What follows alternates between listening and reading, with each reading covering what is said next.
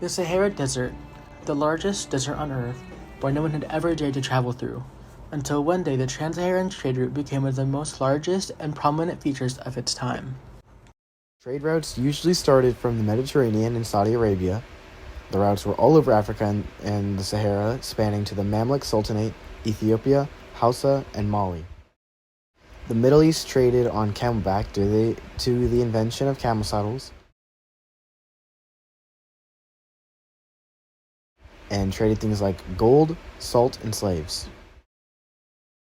While many traded and explored, some of the most important names were Mansa Musa, the richest and most influential king of Mali, and then Ibn Battuta was influential with his bravery to explore more routes of the Sahara, and was the first person to ever be recorded to go from the north, then south, and back north of the Sahara.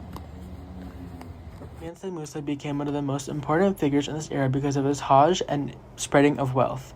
His immense wealth afforded great commodities and advancement in general North and Saharan area for citizens with things like more public hospitals and public uses, and bringing scholars from around the world to Timbuktu.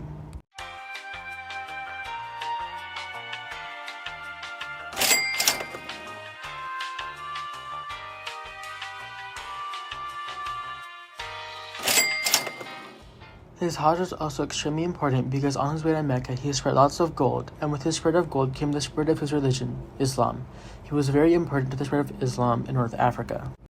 Ibn Battuta was an already extremely important traveler who explored lots of the world, but now decided to trek the Sahara Desert. He wrote about his intensive travels and gave us most of what we know about the area today.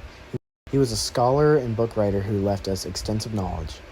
The government and citizens were also a major factor, of course.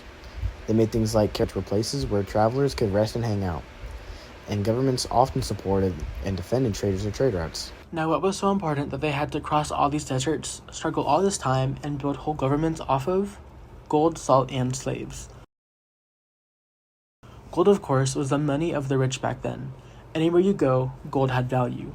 Salt meant power. If you had salt, you could preserve food. If you had food, you had health, and health means armies. And slaves, while unfortunate, they had their obvious use. For a quick recap, this is where trade routes and all other things took major place. Here's where the major civilizations and caravanserai were. These were the major people,